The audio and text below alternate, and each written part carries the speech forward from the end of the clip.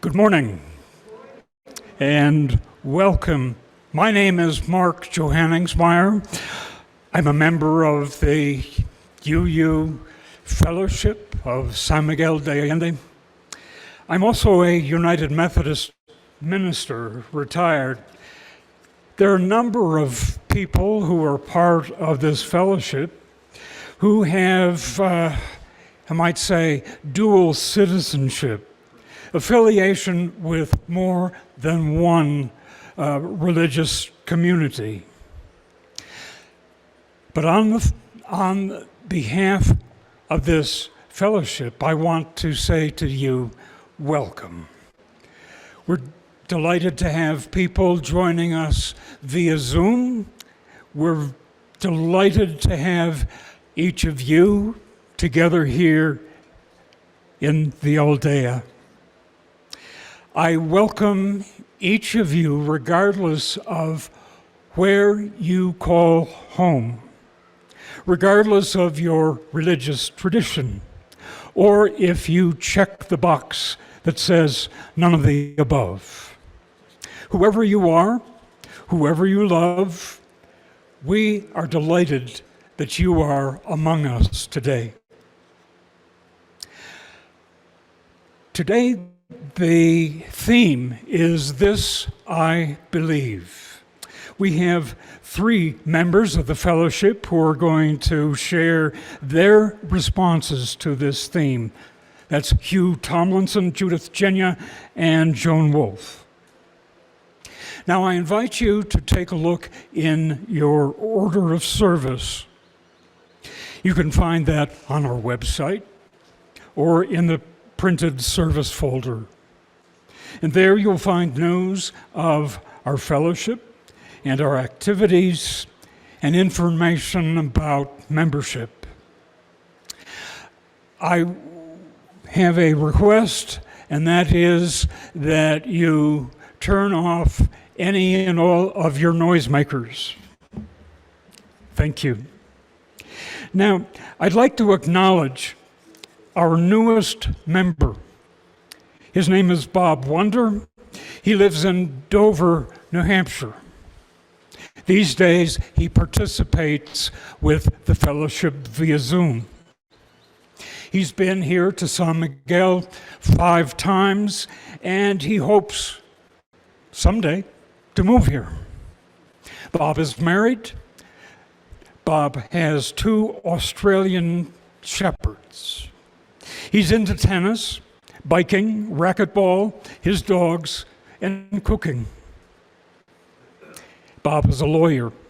He served for a time as a public defender. And if you would like to connect with him, just send him a word of greeting. Bob's email is going to show up in the chat box that you'll find on your screen. Now today, after this service, if you're Zooming, I invite you to just stay right where you are. Don't change the channel, because there will be the chance for you to be a part of the ongoing conversation. Just stay connected. If you're here in this room at the Aldea, well, first of all, you need, as soon as the service is over, to migrate out of this room, and if you gather in the courtyard outside the front door, there'll be a place where we can gather. There'll be coffee and refreshments and a chance to talk. Now we move into a more deeply and more thoughtful, meditative part of the service.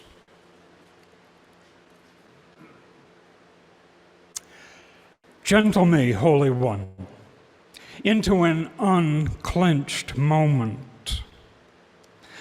I will let go of my preoccupations with some deep breaths. I will release the anxieties that shrink my soul. I'll let go of my anger that burns bridges between myself and others. I'll give up the certainty that I am always right. May this time move us toward wholeness and open us to the mystery and infuse us with the light.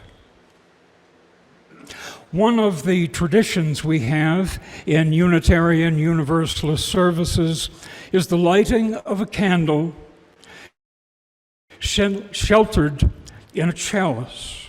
This represents a number of things: the presence of the holy, the presence of the gathered, beloved community, and the wisdom around us and within us.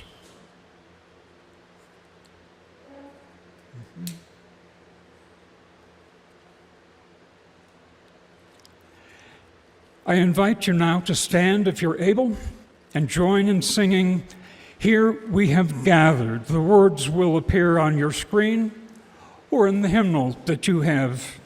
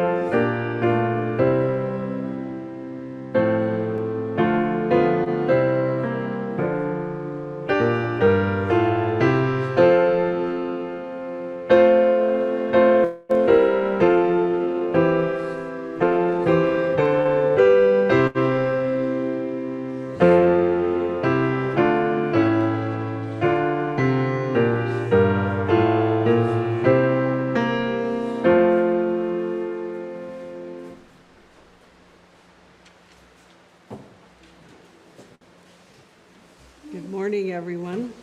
I'm Judith Jenya. Please join me in reciting our fellowship's covenant, first in English and then with Jesus in Spanish. The words will appear on your screen. Okay. We respect the interdependent web of life and work for a just and peaceful world. We encourage the search for truth and meaning, strive for compassion in our relationships, and seek values that will benefit our lives and the lives of others. This is our covenant.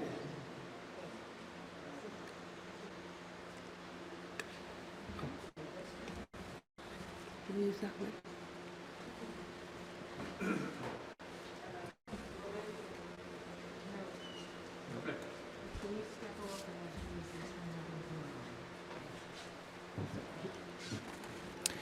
Respetamos todos los estilos de vida dentro de su red interdependiente y trabajamos por un mundo justo y pacífico. Alentamos la búsqueda de la verdad y la comprensión total.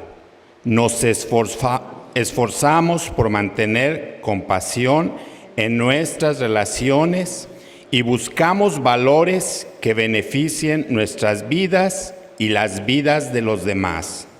Este es nuestro convenio.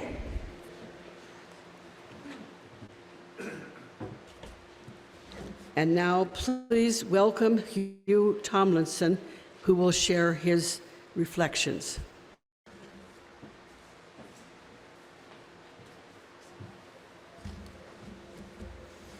Good morning. This is what I believe today. I say today because from a very young age until now, my beliefs have changed a few times. I will give you a brief history of my life and those experiences which have shaped me into the person I am now. I was born the fourth child of 6 siblings. I had 2 older brothers and an older sister, followed by 2 younger brothers. My mom and dad both worked, but we were well cared for. We lived in a little New England village where I was exposed to very little of the big world. It was a very white community. I will always remember when a Jewish family moved into the area and will never forget the rudeness which they were met. I did not meet a person of color until I was well out of high school. We did not have much, and I remember as a kid having to share the bath water. There was no shower when I was a little boy. My dad always had a garden, and Mom did a lot of canning of the produce he grew. My family enjoyed camping. We would all pile into the old station wagon and head to Maine and sometimes Nova Scotia. Those days we had a tent with wooden poles, and there was no floor. My parents eventually bought an umbrella tent that they used, and we kids used the canvas tent. We had army cots and sleeping bags. How my mother ever prepared food for all of us, I will never figure out.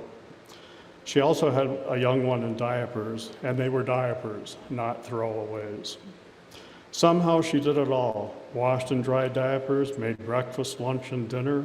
Those were happy times and some of my best memories. One thing my dad always made sure of and taught us all as kids was that when leaving, leave the campsite the same or cleaner than when you found it. On Sunday mornings, my dad would prepare bacon and eggs for the family. We then would go to church. We were raised going to the Congregational Church, attending Sunday school as kids and Pilgrim Fellowship PF in high school. We attended a public school, and when I graduated, there were 70 in my class. I would say that during those years, I believed in God and the teachings of Christ as I understood him. I remember questioning stories of the Bible and never getting a good explanation. After high school, my family sort of got less and less involved with the church. We would go on special occasions, but not really every Sunday anymore. There were many life events that I did not understand, and I tried to pray about them without receiving the guidance and answers I was looking for. In my early 20s, I discovered alcohol and overindulged many times. I was becoming more and more aware of my sexual desires. Being queer was a very bad thing, and people did not accept queer people. I could not understand how the Bible taught us to love one another, but at the same time, all those Bible thumpers were saying such terrible things about those who were not white, those who liked members of the same sex. There were so many things in life that just did not make any sense. I never felt that I belonged to the human race. I felt very abnormal, but from the fear I grew up with, I could not talk with anyone about my true feelings. I became a chameleon in order to fit. My drinking got worse, but when I was under the influence, I would be forgiven, as I was not responsible for my actions. It was the alcohol. In my 20s, I tried to continue my education. By the way, my high school guidance counselor told me that I was not college material. It was only years later that I discovered he told many of my classmates the same thing. I had an older couple who took an interest in me. He was a CPA and thought that was the direction I should head. I did go to business school for a few semesters and then stopped. I had done a fair amount of restaurant work and decided to go to Denver University to major in hotel restaurant management. Well, that was a good idea, but I ended up majoring in partying and eventually dropped out of school again. I met some people I could be comfortable with, and I was able to come out. It was okay to be gay. I didn't have to be queer. It was also living in a very diverse city, and I learned that because people did not look like me, that I could put behind me all the things I grew up learning about other races, ethnicities, beliefs, etc. During this period of my life, I had stepped away from organized religion and had lost my belief in God. I moved back east from Denver and lived with my parents for a while. By this time, my parents had a retail business, and I became a partner with a couple of my brothers and my dad.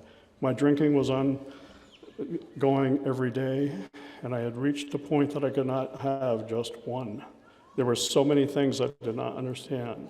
I felt that I was not heading in a positive direction of my life. One day, I was working, and I realized that my brother had friends stopping to see him and to talk. They would go out at night and not get drunk. They were happy and laughed a lot and were serious sometimes. They had something I wanted, but I had no idea how to get it. My brother asked me to go to an AA meeting with him. I was very nervous, but I heard a few things that were said, which I definitely could identify with. By this time in my life, I had searched for religion. I visited many different places of worship, but never felt comfortable with any of them. All of a sudden, I began to attend AA meetings and came to believe that God could help me if I asked. I prayed for direction every morning and gave thanks every night. And one day at a time, I began to live without a drink. This was a very powerful part of my life, and I knew it was not something I did. It was a higher power, and I referred to that higher power as God. I began to have people in my life I could call friends. I discovered I could have wonderful times, and I did not have to drink to do so. I also remembered the next day what I had done the night before. And this, I thought, was finally reaching a point in life in which I was comfortable and getting to know myself. After a number of years, I realized I had become me, but felt that there must be more to life, and I started searching again for my spiritual beliefs. That was probably about 20 years ago. There were many life experiences I went through. I lost good friends, I lost a partner to suicide, I lost my dad to a terrible disease, and everyday life occurrences happened. I could not believe that God I knew when I was a boy would allow such bad things to happen. I finally accepted that it was community that got me through these experiences and not a religious figure. I became more comfortable not believing in God and religion. It was difficult to say out loud that I was atheist, but as time went by, I too became more comfortable with that. Fast forward to over 20 years ago, when my partner at the time and I were searching together, he found the UUC of East Liberty, Jackson, Michigan, and we decided to give it a try. And lo and behold, we were greeted with open arms and felt very comfortable there instantly. This was my introduction to UUism. I cannot imagine life without UU being part of it. So this is where I am today. I have no idea where I will be 20 years from now, but I know that whatever comes, as long as I have a loving community of individuals with open minds, I will be just fine. I have found that it is okay to live a free and responsible search for truth and meaning.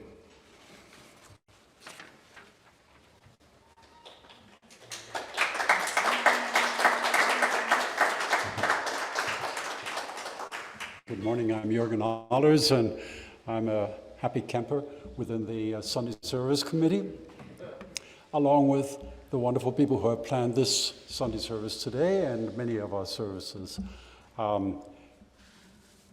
The phrase in our covenant, we respect, we embrace the interdependent web of life, captures for me pretty much the essence of that part which we are now about to enter, namely where we share with one another in this beloved community the joys, the concerns, and yes, also the sorrows that we have within our community, but also that goes beyond our community.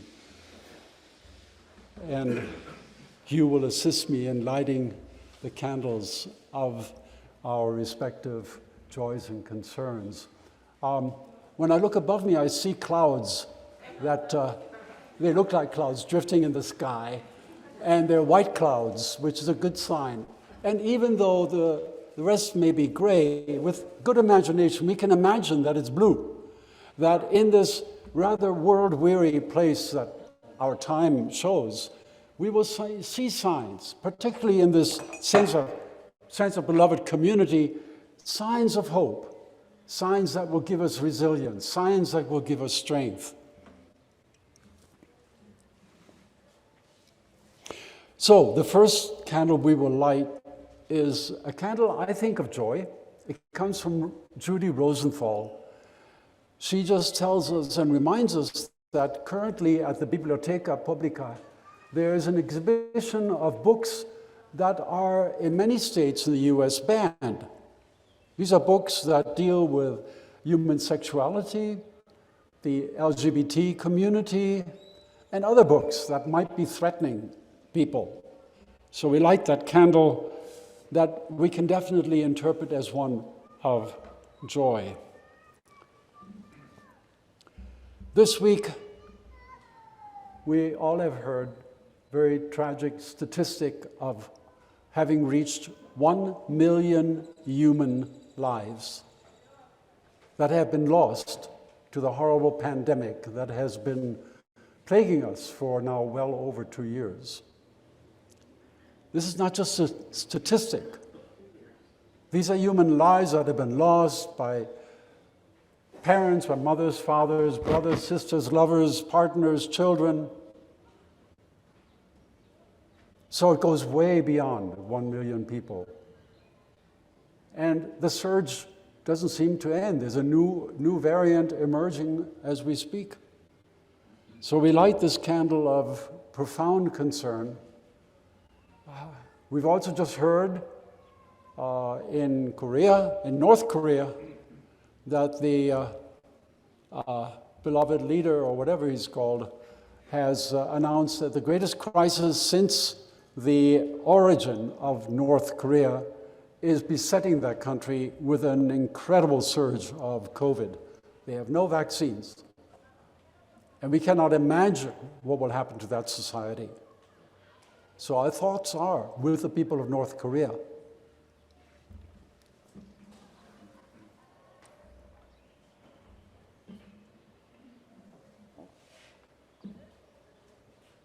I guess this can be interpreted as a candle of joy. 3 members of our fellowship ran into each other. Well, I think 2 of them came. Paula and Ellie went to Washington yesterday, and they ran into Jan Butts, lo and behold. So in a way, we were all represented in Washington, D.C.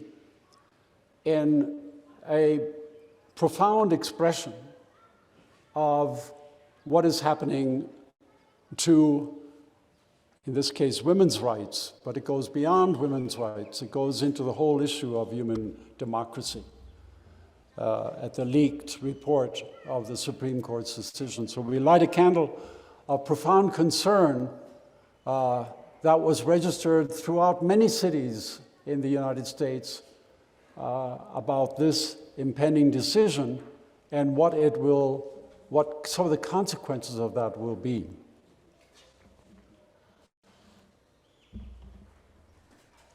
We light another candle of very deep sadness for yet another mass shooting, in this case in Buffalo yesterday.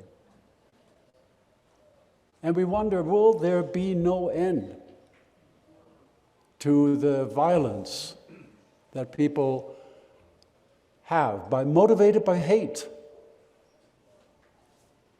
or emotional disconnect with another person, home domestic violence. So this issue of human hate also goes beyond Buffalo.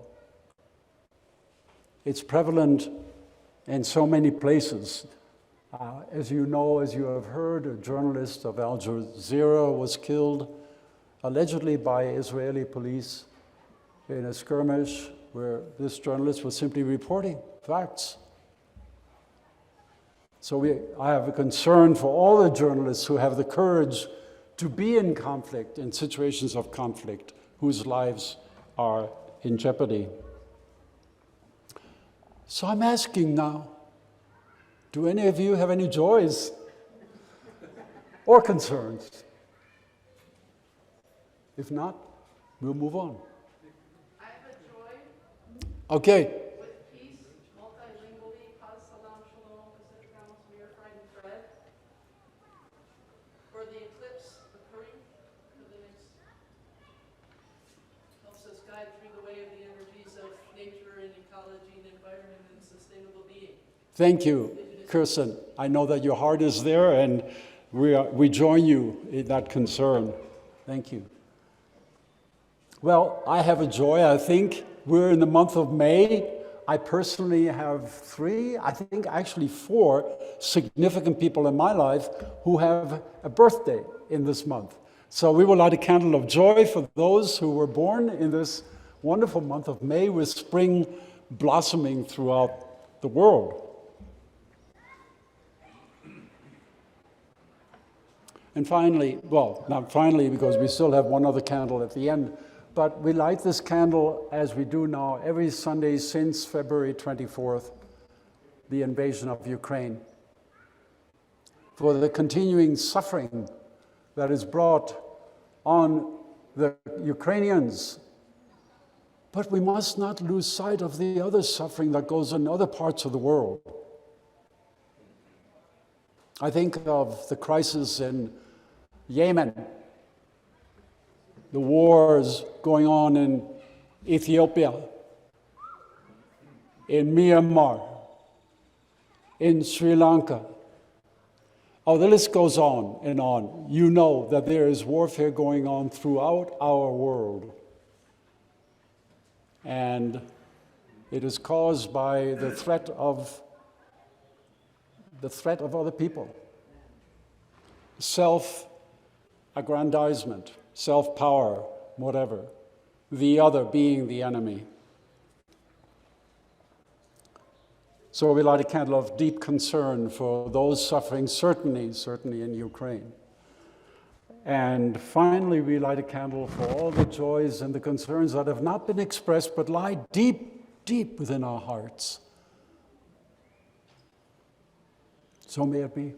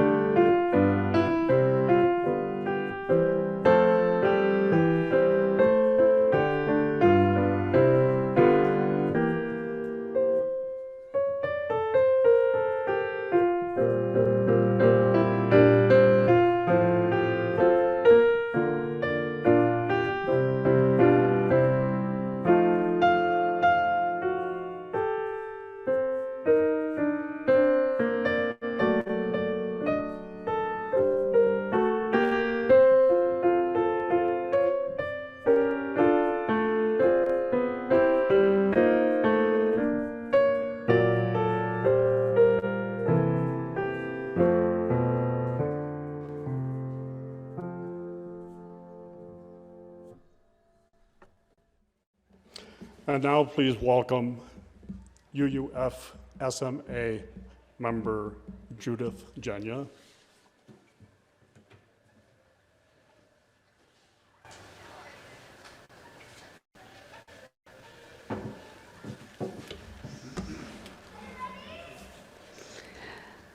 I was raised in an atheist home with European refugee socialist parents.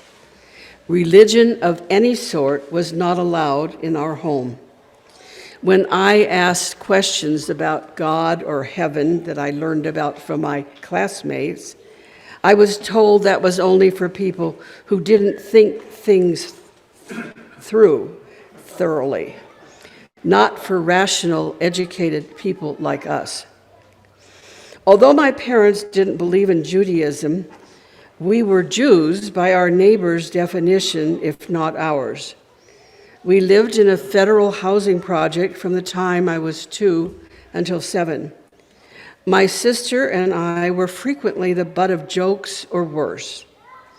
I did not understand why. We were the only Jews and my parents the only foreigners in the project. They were also probably the only people with college degrees in the project. When we moved into a real house in Altadena, California, we were again the only Jews. However, Israel had become a state, and my father fervently believed in Zionism. We had celebrated Christmas and Easter like our neighbors. My parents, who were newly naturalized citizens, wanted to be good Americans, and so we celebrated those holidays, along with the 4th of July and Thanksgiving. In 1948, with the founding of Israel, that all stopped. I was bereft and started sneaking to church with my classmates. The more ornate the church and rituals, the better for me. I was seeking something. My parents always acted on behalf of others, particularly the underdogs. To them, it didn't have anything to do with religion. It had to do with being a good human being. Only later did I understand that what my parents practiced as part of life was an essential part of Judaism called tikkun olam, the practice of repairing the world in any small way to make it more whole. In 1948, we also took in a family of 4 who had survived the Nazi concentration camps and had been relocated to the United States. We shared with them our 700 square foot house for 6 months. The one daughter, about my age, slept with me in my bed. That is what being human means. You share with others and help those in need. It also meant speaking out and protesting wrongs in society as they happened. This was living Judaism as I experienced it. However, I was always questioning and seeking answers to my spiritual questions. When my first child was born with functional blindness and required surgery after surgery, I sought out the campus minister where we were. With no family support, I met with a Methodist minister on the Stanford campus. He encouraged me to learn about my own religious tradition and also helped guide me through a very challenging time. I raised my children with a Jewish education and traditions in our home in Hawaii. But I became a Buddhist, wanting different answers. When I worked in Bosnia with children during the war in the 1990s, it was very scary. I frequently had to seek solace inside myself and with the others in our community. The camps I started and directed were a beloved community. At age 60, I became a B'nai Mitzvah after finding a home in Reconstructionist Judaism. This branch of Judaism focuses on individual responsibility, loving kindness, and tikkun olam, all the things I believed in. At 65, I moved to San Miguel.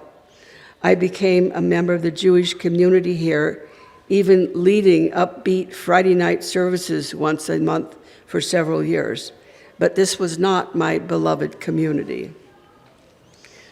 I met and became friends with Farley Wheelwright. He encouraged me to come to the UU services with him. I have found here a beloved community of those who share my values and core beliefs in social justice, caring for those in need, and a commitment to principles that constitutes what being a good person, a mensch, means. It is possible here in our fellowship, usually, to have different views on topics and still function democratically, something that is being lost today in the United States. Our wonderful minister, Tom, has been there for me and Mark when we have had medical crises and needed spiritual and emotional support. I am part of Mis Amigas, a UU-based women's support and friendship group, and count them among my dear friends, people I know through our fellowship.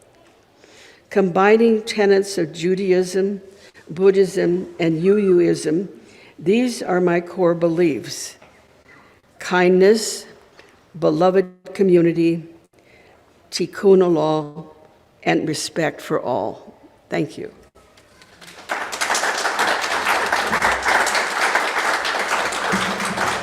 And now please welcome Betsy Davies to the podium for the offering.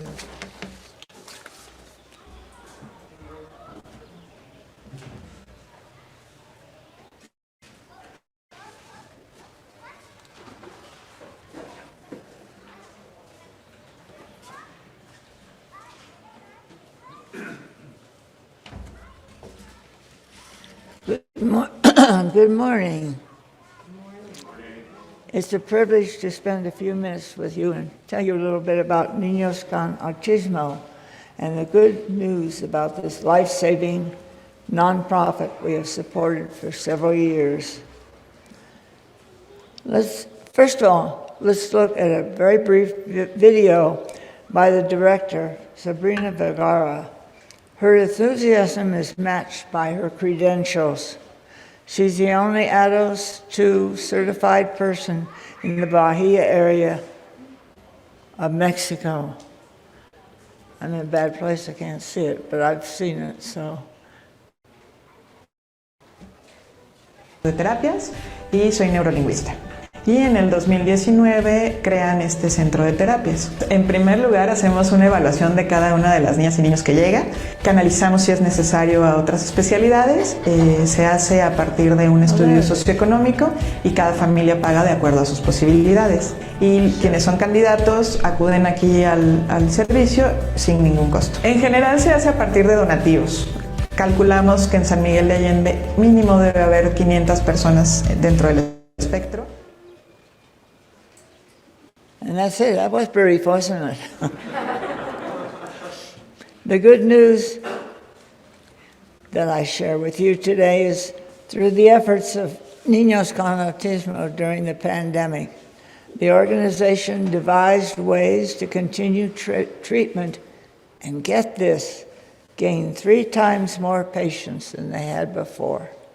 They should be adding half again as many patients at the end of the summer through referrals from doctors, Patronato por Niños, and the awareness of symptoms by more residents. So be on the lookout for children. The younger they are, the more easily they can be treated.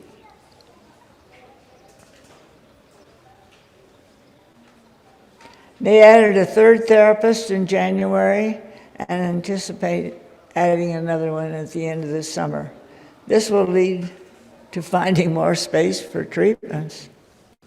Our grant supports the ADOS to diagnosing of children and young adults, as each patient has a different position on the autism spectrum. This location determines the method of individual treatment. One size does not fit all. Only a few families have the funds to pay for the diagnostic and specialized tests and other related tests, and didactic materials for their oldest and youngest patients. We should be proud of helping people to have a meaningful life. Saving lives, literally. Thank you for your attention. Your contribution will help Niños con Autismo and all the worthy NGOs we support, and the work of the fellowship, including these Sunday services. The offering will now be gratefully received. Thank you.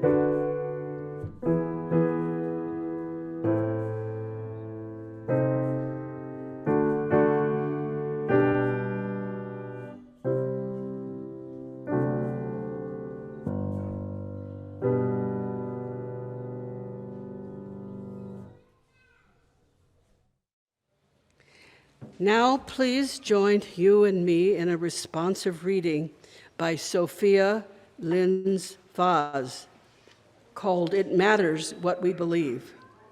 I will read the regular print, and please join Hugh in reading the italics or the blue on your screen.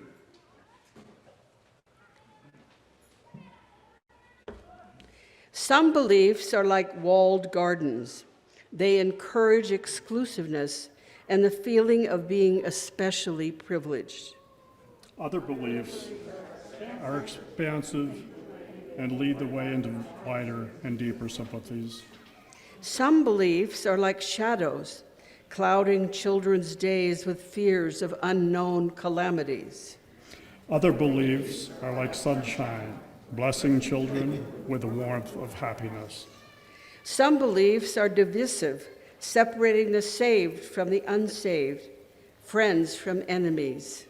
Other beliefs are bonds in a world community where sincere differences beautify the pattern. Some beliefs are like blinders, shutting off the power to choose one's own direction.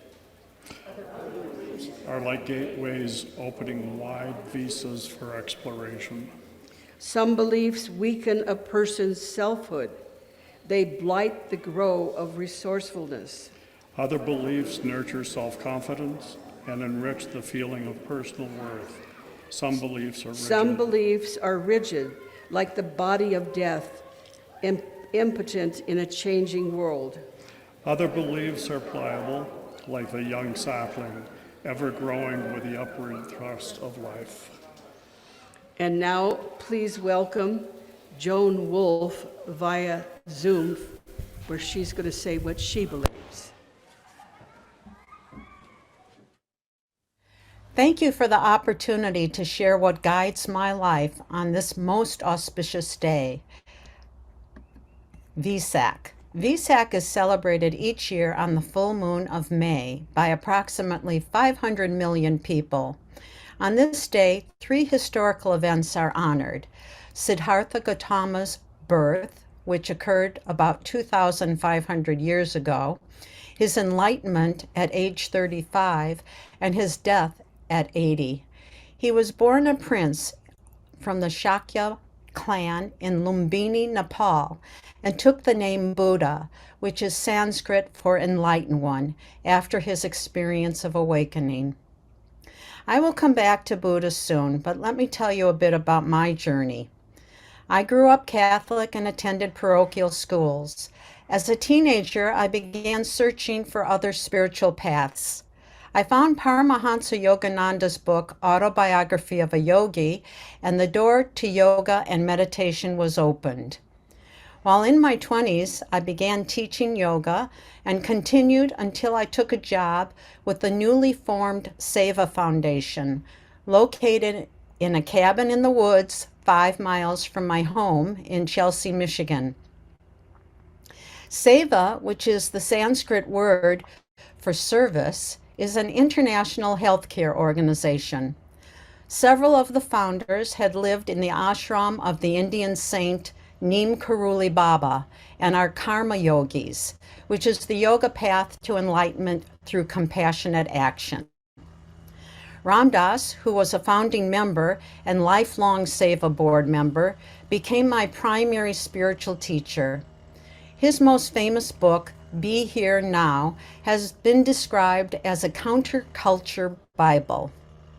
My path took a turn toward Buddhism in 2013 after attending a retreat with the Vietnamese Zen Buddhist monk Thich Nhat Hanh, who is known as Thai by his students. Thai had been living in the West since the 1960s when he was exiled from Vietnam for his peace activism. He was granted asylum in France, where he began the Plum Village Monastery. Today there are several monasteries in the Plum Village tradition worldwide, where lay people can go on retreat with monastics, including 3 in the United States: Blue Cliff Monastery in New York, Magnolia Grove in Mississippi, and Deer Park Monastery in California.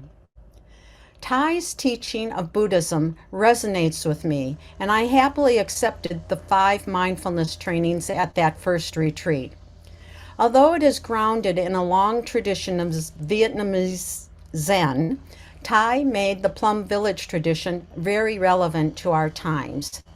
He created the Order of Interbeing, which is open to lay people as well as monastics. It is inclusive, and it is revolutionary in its equal treatment of women. In response to the suffering experience living in a war-torn country, he taught engaged Buddhism, to seek ways to apply Buddhist ethics, insights acquired from meditation practice, and the teaching of the Buddhist Dharma to contemporary situations of social, political, environmental, and economic suffering and injustice. Life provides opportunities to deepen spiritual practice. Shortly after becoming a Buddhist, my husband John was diagnosed with Lewy body dementia, and I began the journey of walking him home, as Ram Dass would say. That process brought us to San Miguel de Allende in 2018, where we knew few people but could afford excellent home care. Not knowing anything about Unitarian Universalist, I was told UUFSMA was a great place to meet people and make friends. It's true, I've made wonderful friends here, but I also found a rich spiritual tradition that is remarkably similar to Thai's engaged Buddhism. Both recognize the inherent dignity of all. Both respect individuals' search for meaning, and both recognize the interdependent nature of life. In addition, neither require a creed nor a belief in God. So 7 years after becoming a Buddhist, I also became a UU. Now I call myself a UU-boo. We are many. Over 100 UU fellowships offer Buddhist sanghas. Buddha was a revolutionary in his time, and for many in our time as well. The male-dominated and class culture of 2,500 years ago still continues in much of our world today. But Buddha recognized women as capable of reaching enlightenment and rejected caste, realizing awakened nature, that is, Buddha nature, is available to all. What I find most rewarding on the Buddhist path and in the Thich Nhat Hanh tradition in particular is the importance of Sangha, the beloved community. I know from experience to keep my practice strong, I need the support of fellow practitioners. When I moved to San Miguel, I met Jeannie Seward McGee, a Dharma teacher in the Plum Village tradition, and joined her Sangha. Jeannie encouraged me to pursue becoming a member of the Order of Interbeing and became my mentor. I'm happy to say I recently ordained in the Order of Interbeing at Blue Cliff Monastery and accepted Sangha building as my responsibility. I offer Sangha of the Heart with the support of UUFSMA every Friday via Zoom. In this work, I am heartened to know that the very first thing the Buddha did upon his enlightenment was to seek out his friends and form a Sangha. He spent the next 45 years building his Sangha and teaching the Dharma. I will close with a Plum Village chant. I take refuge in the Buddha, the one who shows me the way in this life. I take refuge in the Dharma, the way of understanding and of love. I take refuge in the Sangha, the community that lives in harmony and awareness. Dwelling in the refuge of Buddha, I clearly see the path of light and beauty in the world. Dwelling in the refuge of Dharma, I learn to open many doors on the path of transformation. Dwelling in the refuge of Sangha, shining light that supports me, keeping my practice free of obstructions. Taking refuge in the Buddha in myself, I aspire to help all people recognize their own awakened nature, realizing the mind of love. Taking refuge in the Dharma in myself, I aspire to help all people fully master the ways of practice and walk together on the path of liberation. Taking refuge in the Sangha in myself, I aspire to help all people build fourfold communities to embrace all beings and support their transformation.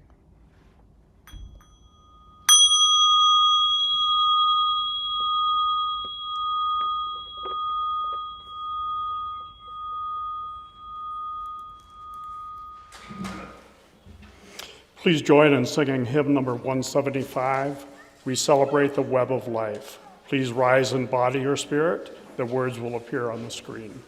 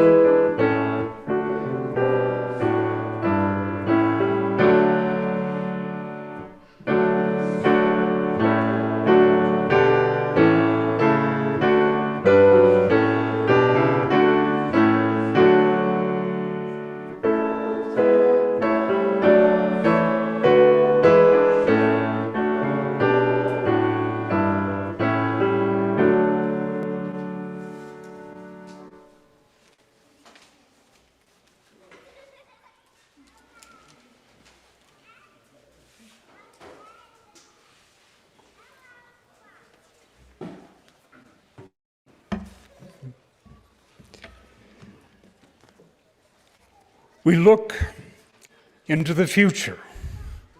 We look deeply in ourselves. There is so much that we cannot see. There is so much that we do not know. Beyond old answers, the old answers to the important questions, something seems to be born in us if we but let it. And so welcome all that is coming. Be vulnerable to all new insights. Dare to be fully human and learn, at last, to love. The light of our flame we extinguish. The light in your lives goes on wherever you go. Go in peace.